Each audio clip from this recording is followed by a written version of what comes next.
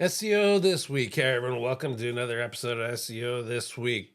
We're going to look at HubSpot's maybe traffic loss, some text embedding, and how Google may be using that to determine meta descriptions, and a whole lot more. So with that, let's get into it. Did you know a press release alone isn't enough? Visibility is key. You need a multi-platform strategy to share your story across news, audio, video, and social media. Welcome to Magic PR, where your press release transforms into a powerful media experience, maximizing exposure and engagement. We distribute your release to top outlets like Yahoo Finance, Bloomberg, Business Insider, and more.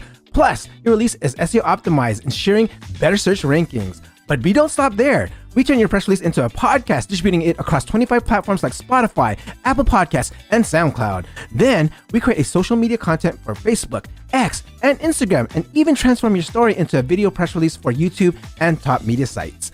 Video drives over 80% of higher engagement, and short-form content is king. We make viral videos for your YouTube Shorts, Instagram Reels, and more. At Magic PR, we don't just publish, we amplify. Get your press release seen, heard, and shared everywhere. Visit magicpr.com today and take your brand to the next level. Back to you, Clint. All right, so the first article we're going to talk about is HubSpot, and they, back in, I won't say too long ago, but it was a bit ago, everyone was talking about how HubSpot lost 80% of their blog traffic.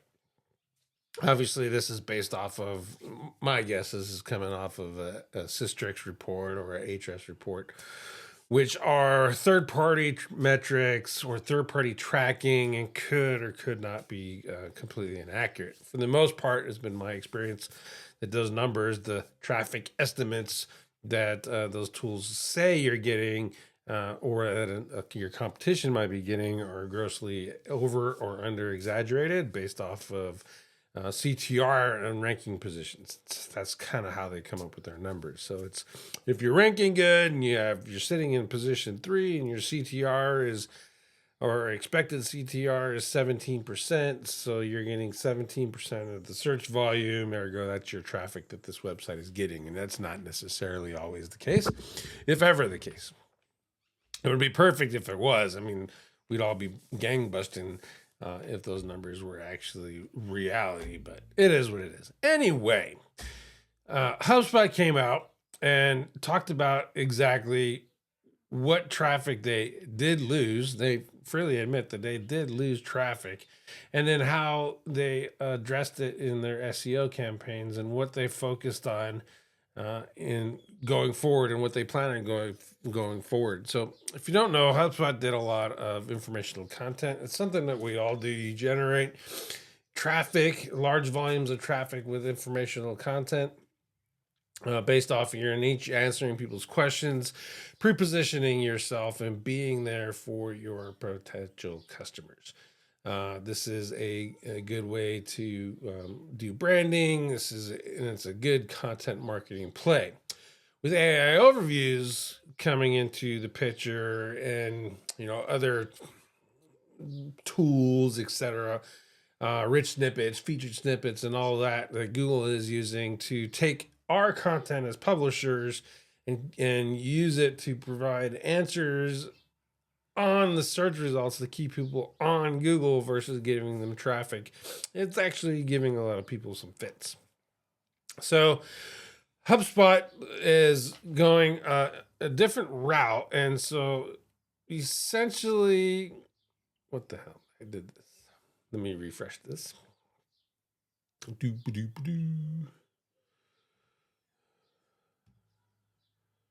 not doing it. You guys can sign up again. I got to read it for free. Anyway, so what they did beyond putting it into a lock, I wonder if I can do this. Let me see. This is always fun. Nope. Didn't work. Anyway, so what they did was talk about how they're getting beyond just doing ranking for traffic, and they're trying to use influence. So essentially, it's a big brand, and HubSpot is a big brand, using their branding to expand their reach across social media and other platforms in order to be seen versus focusing solely on Google traffic anymore. They did also point out that the informational traffic, wasn't converting for them, and informational traffic often does not convert. It's there for branding and exposure. But their transactional traffic is still there and it is still converting. So yes, they lost some or a lot of their informational traffic, but they kept a lot of their transactional traffic. And that transactional traffic is what converts and brings them in new customers. So ultimately, that's really the goal for all businesses, right? You want to get known, you got to get in front of people. So you use informational content to get in front of people, to get known, to get your branding, and then ultimately, when and if a potential customer has the problem that you can solve, they remember your brand because they were already exposed to you through your informational content while they were doing their research to find the solution for their problem. And such, that's what HubSpot is doing, but they're expanding beyond just the search engines, the typical search engines, Google in this example, and looking into the other engines like Pinterest, LinkedIn, YouTube, etc. Those are all search engines. Even if they are social media platforms or whatever, there is an opportunity for people to seek out answers on those locations. So these days, YouTube probably the number 2, number 3 search engine. I haven't looked up the recent numbers, but that's what they're leveraging now. So think about that. I'll give you guys a link to this. Again, it opened up for me and then I refreshed it and now I'm stuck behind this stupid, you want to give them their email, and I just got off their email list, so I'm not doing it again.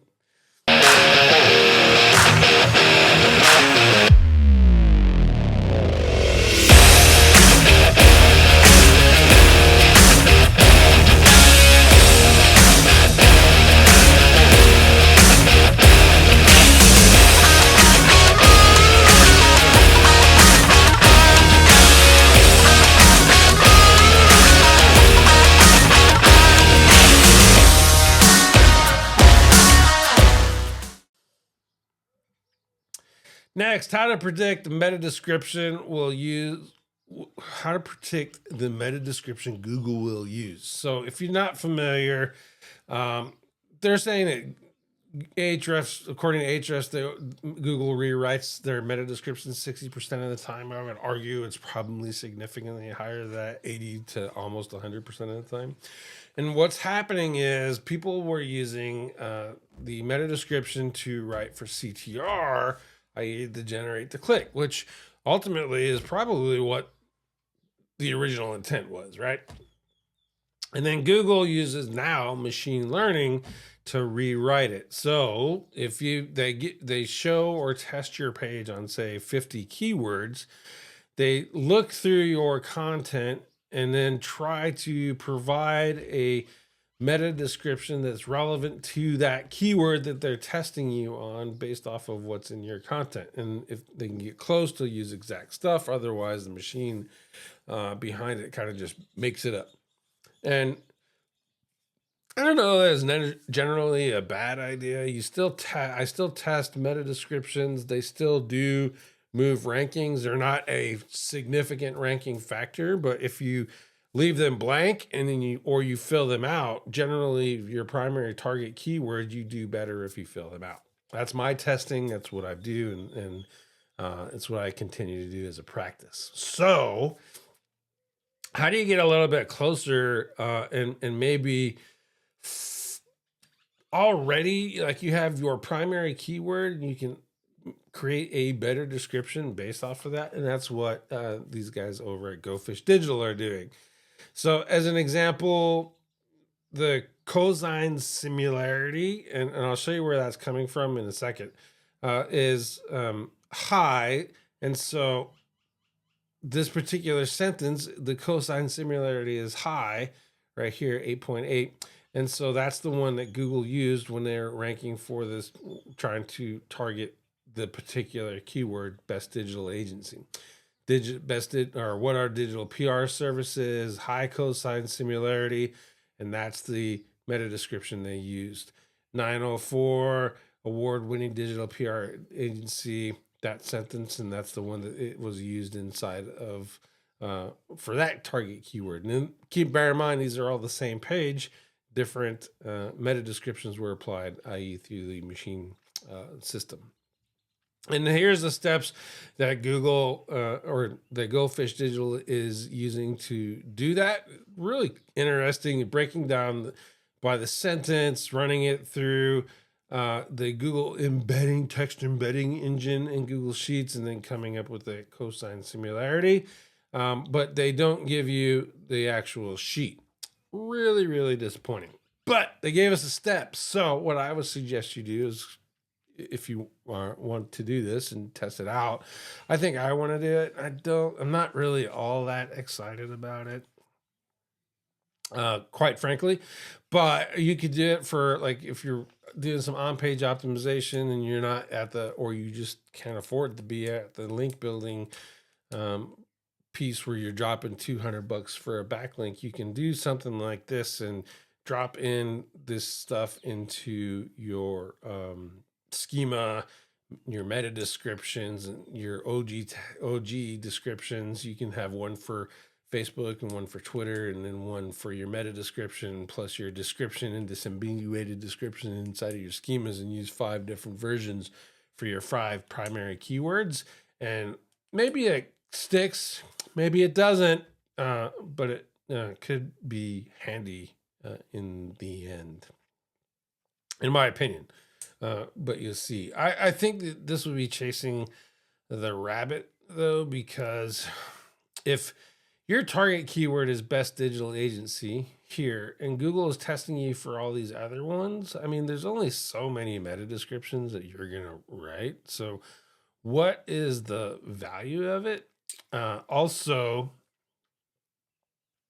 I would think that the better thing to do is to use this, and let's say, let's pretend that award-winning digital PR agency, there was no sentences that match that keyword, and there's a couple that are close. Why? And you already have, let's say, this one here is not matching for any. I don't have any for this particular keyword, so but it's good for these other things. So let's not really mess with it, right? Or it's not good. Like in this case, these are all not good. So, and I don't have one that matches award winning. There's no 9.0 there. I could rewrite this one using the text embedding tool as a guide to make it match for that particular keyword. So maybe I would get some relevance without rewriting my whole page and for that one particular keyword. It's a big maybe, but you could potentially that would be a use case for this, to say try. But I think what you would have to do if you want to scale this and do that for that would be an actual couple extra steps here. One, use ChatGPT, create a Python script that downloads the page, segments the page into sentences, and then runs the Google script or the Google API, which would be this one, the text embedding API. I'm pretty sure that's what they're using. And then get the classification, semantic variance in the code here to get the token counts or the values. That might be what they're using. I'd have to do a little bit more work to kind of figure that out, which Google API gives the cosine, but I'm pretty sure it's this text embedding one. And then spit it back, spit back a Excel or a CSV to you in Python. That's how I'm going to try it out. I think it'll be useful and definitely give us some enlightenment. And if it works like I think it will, or in the regards to optimizing a sentence for keywords that Google's also showing you for, if you can get some of those narrowed down during that testing phase, and then build a couple backlinks with something like a Neo or something to that effect, just to get Google a little tickle. Obviously, you're not going to rank entirely with just Neo, but just to kind of give it a little bit of a push. Then maybe you'll get more rankings from your pages with little one sentence updates than you will popping off and trying to update an entire page and chasing the white rabbit, as it were. So I'll let you know how that works out. I'm pretty sure this is what we're talking about. Is this the text embeddings? But I'll do a little bit more research to see if we can reverse engineer that blog post for you. If I do figure it out, I'll let you know in my Discord. Next, Google search relevant topics. Google search relevant topics. So I could not replicate this, and so what's happening is he's doing the search and then is bringing this list of relevant topics, SEO basics, types of SEO, etc. And then when you click on it, you get little answers, essentially it's just another featured snippet, but at least it's cited, and that's okay in my book. Like I said, I couldn't review it or duplicate it, but if you look here, when I did it, I get to see this. I'm going to go on a limb and say that's based off of my search history and just checking things out every once in a while. And then I get down here and there's a things to know, which is pretty similar to relevant topics. And I see this more now than I used to. So I think they're expanding that and just doing pretty good. Obviously, the people also ask is there, but the things to know is generally new to me. And that's pretty consistent for my views here. There's the AI overview, people also asking and things to know. So if the relevant topics things comes and they actually start using it, and I did also check those on my mobile and I didn't see them. But if they do that, it might actually be useful for developing out silos, especially when you're doing your topical research for new markets, or you take on a new client where want to start a new business, and it'll help you build your silos or figure out or redesign or reorganize a website based on topics so that your primary topic, in my case, would be SEO. And then if it gave me the relevant topics, then I could plug in the top level supporting topics for SEO that I would need to be successful, in theory. Much like how I've taught you guys over the years to use the related people also search for related searches section here, which is honestly, this list is getting really crappy these days. So it'll be nice to see them figure this stuff out.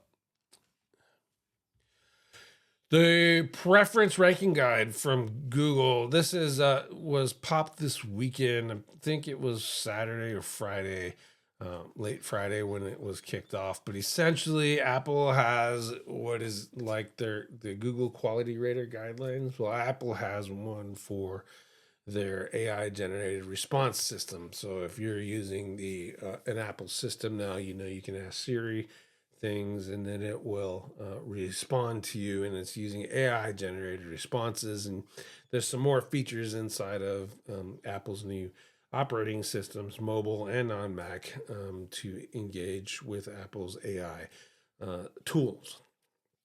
And this ranking guidelines, preference ranking guidelines, is pretty much just like Google's setup as well. And here's the old version of it. I was not able to find the one that was leaked. The person that wrote the article and talked about it, he didn't want to share the leaked one. It seemed weird to me. Like, if you're going to talk about all that stuff that's in there, or supposedly in there, what it supposedly means, and why not give the supporting document?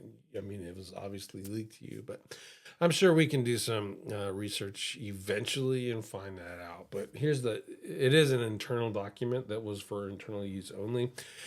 And the Google Quality Rating Guidelines started out under the same premise too. So Sadly, this is just a part of business, and it happens where internal documents pop out, and occasionally we get the benefit from them. But so I won't put too much stock into this. It'll create some testing ideas.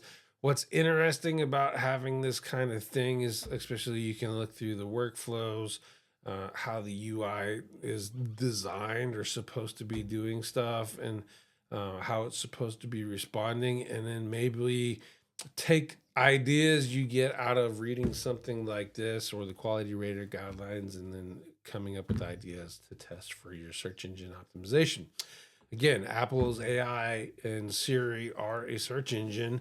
It is part voice search. I won't get too excited about it's voice search. I'm more worried, interested in the AI implications of doing this and applying and addressing for it, and seeing how it's taught so that you could potentially be pushed ahead and provide the assistant. In this case, they're calling it's the assistant in regards to the AI, how you can get bubble yourself up inside of its system taught as quality sources for a particular target you want to, which would ultimately be the best benefit for everyone. And if you could figure it out for Apple, and I'm not saying it's going to be easy by any means, but if you figure it out for Apple, you probably have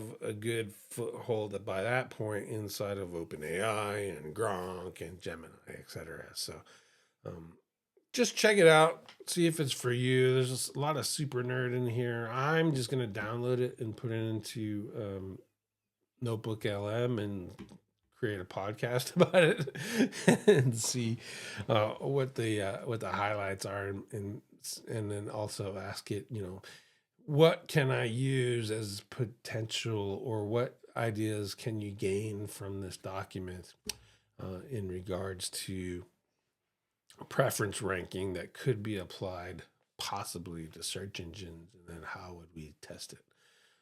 That's how I'm going to use this, and recommend you do the same thing.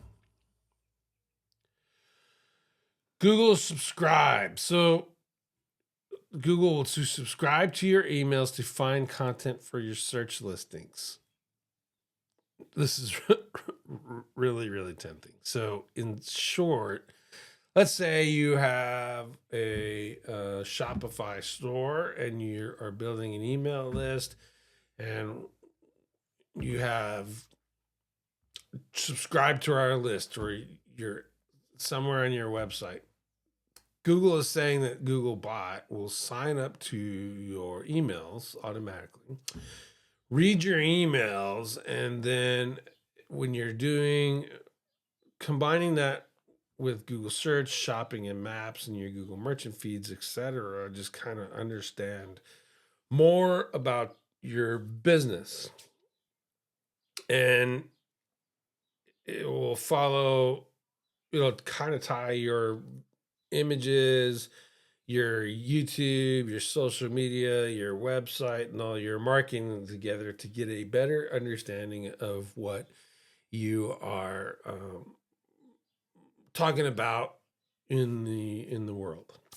And then you supposedly you'd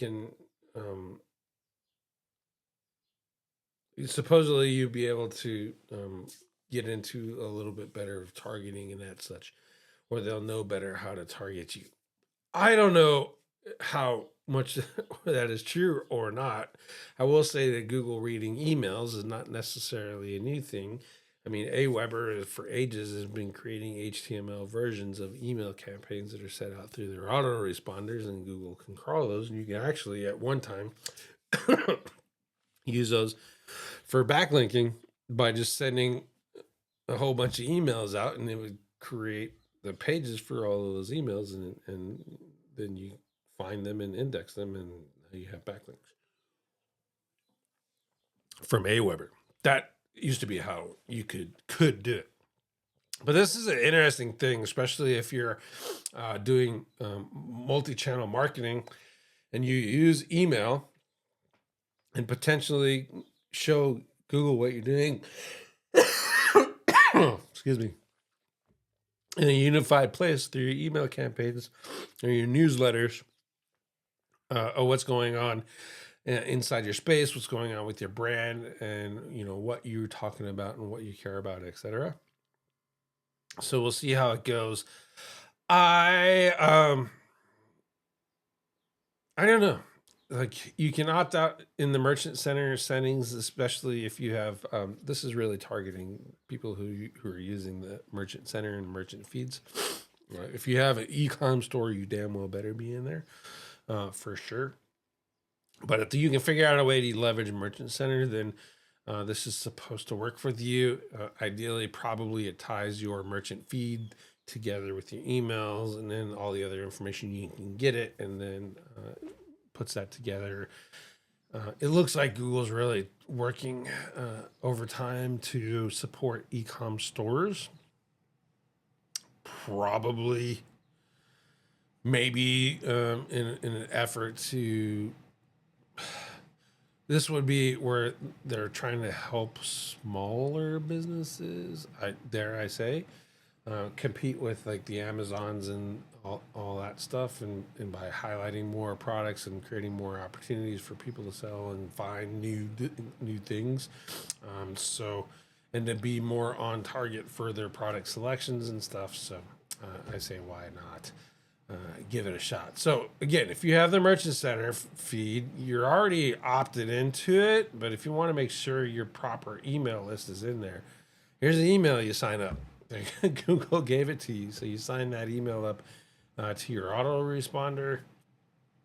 Probably wouldn't have to do the opt-in, and just sign that one up to the autoresponder, and then fire away. I mean, I say, why the hell not? Why try it out, see what happens? All right, I only got one tool for you today, and ultimately it's this WebP converter tool right here. I found this because someone spammed my channel, and then I promptly deleted the channel spam, but I wanted to see that it was there long enough before me, before I saw it, that I wanted to check it out, make sure no one was getting it fried or burned. But it was ultimately a pretty decent video. And what this guy did was create this web converter script. So the short version is, if you upload to WordPress, typically images, for example, you upload a JPEG, typically, depending on settings or whatever, you're going to get multiple sizes. It's going to upload, and then it's going to generate multiple sizes. And then the idea behind that is the more you have, the more space you're using on your server, et cetera, et cetera, et cetera. I have a dedicated server for all of my websites, so I'm not really necessarily butthurt about it. And then I use Oxygen, and it picks the right images for the right size blocks, or et cetera. At least that's the theory behind what it does. This one, it actually rips out all of those different sizes and just gives you a thumbnail. That's typically the image that you see when you click the media button inside of WordPress. And then it gives you the full size image, and you can set what your full size image is. Like, I used, what is it, 1280 is the width for default for all of the images that I upload. I just like that number. I use it with YouTube, I use it on my websites, etc. So pretty much all my images are designed to look good in 1280. And so, what was it, 1280 by 720? So you can set that, and then it'll just, and you upload, say, a 4,000 by 4,000, and it will resize your image to 1280, shrink it down to 1280, and then turn it into a WebP, create the thumbnail, and that's all you're uploading. That's it. So it's a pretty interesting tool, and it's a script. So you just use like a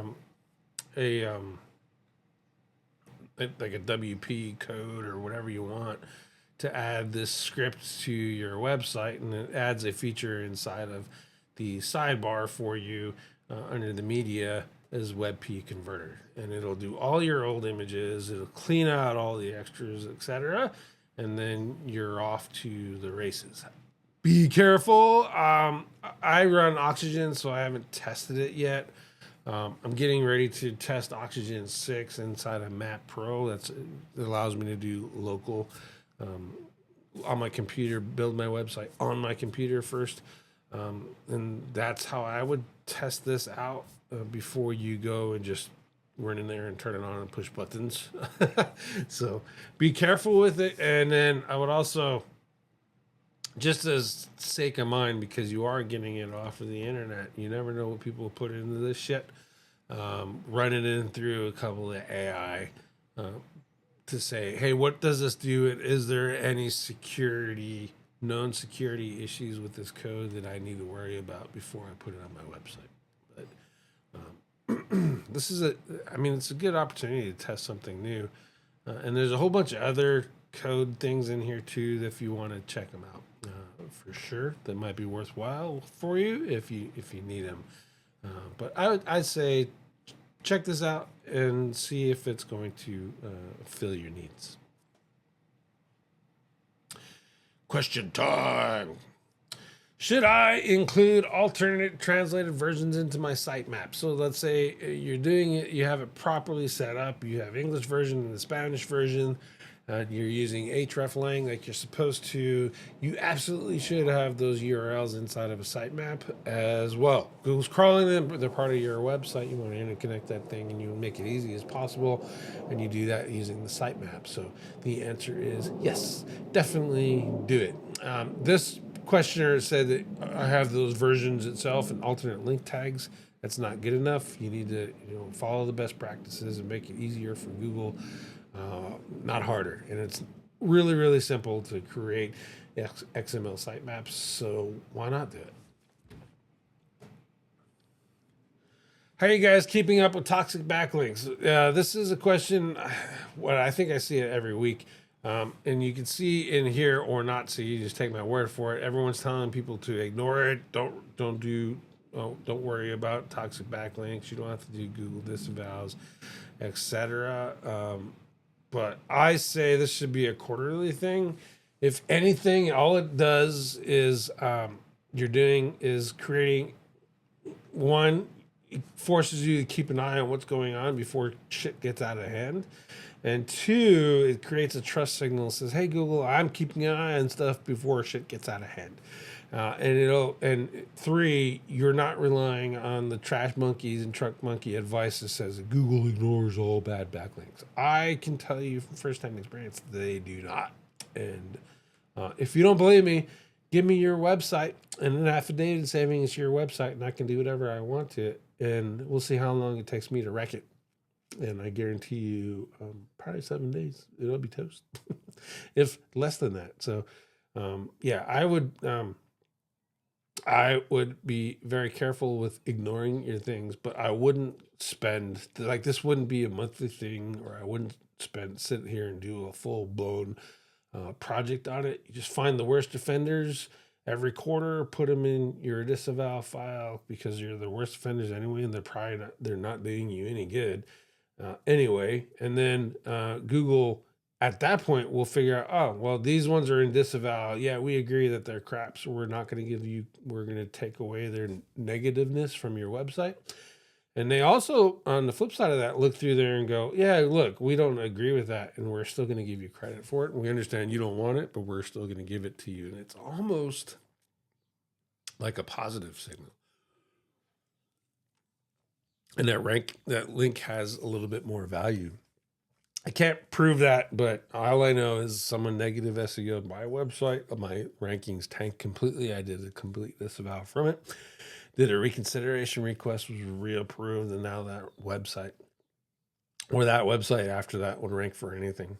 And I didn't have to build new backlinks for it. It was almost like I was a big brand for a little while before I just kind of ignored that website completely. So, do a disavow file quarterly and stop listening to these trunk monkeys that telling you that the great Google will save you. The great Google cares about you not.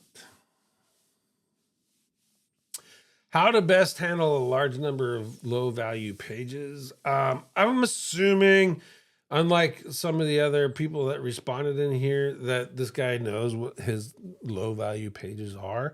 But in his example, like t-shirts for men, t-shirts and shirts, those sound like category pages. And if you're creating 10,000 different category pages on your e-commerce page, you got problems. I would almost want to guess that this is probably because something that Ted Kobitis talked about, where the Google bot would just use the search functions of your e-com store and start, putting in combinations, and it essentially creates pages based off of how the search functions work, and it just goes off into la la land and creates 10,000 low value pages because you allowed it with your filters, etc., to do that. And so he's recommended, I would say use your robots.txt and find the parameters and just keep Googlebot off of your search function altogether.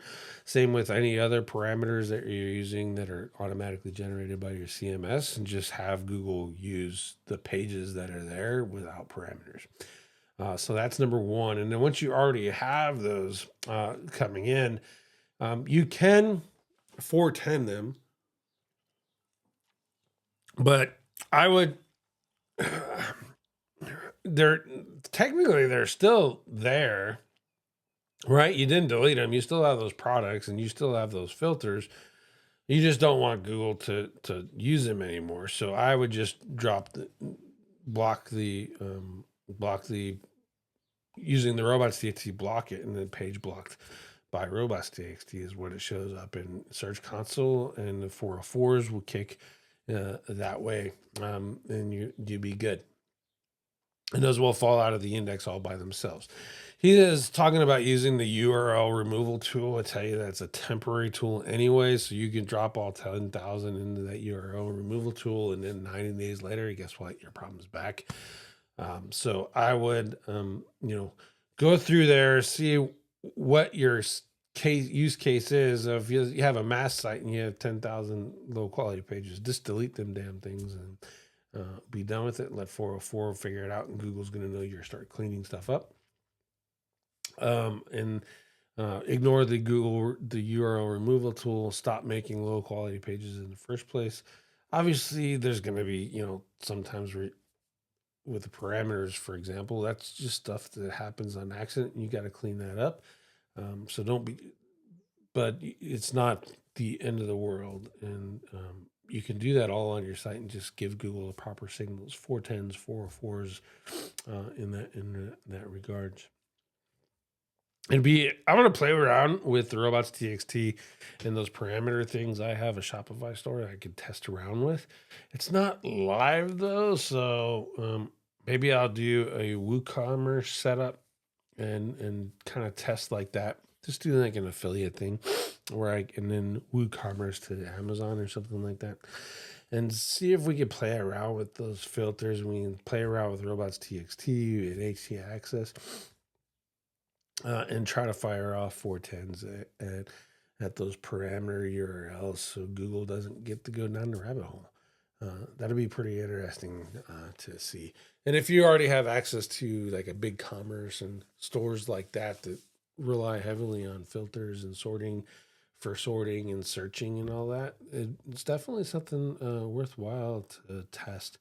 Don't do it at your stuff that's making money, but if you want to clean up a category or page, or you have a bunch of products you want to delete, play around with the difference in 404s and 410s and see how fast Google responds to those, and when they stop crawling them in your log files and that kind of stuff, to see how effective one versus the other is. And that's what I think would be pretty cool. All right, short episode this week. Went through real fast. 1 tool, 3 questions, a little bit of news, some ideas for testing, and some research possibly with the guidelines out of Apple and the text embeddings from Go Fish Digital that we could possibly play with. And I hope you enjoyed the episode. I hope you have a great week, and I'll see you next time.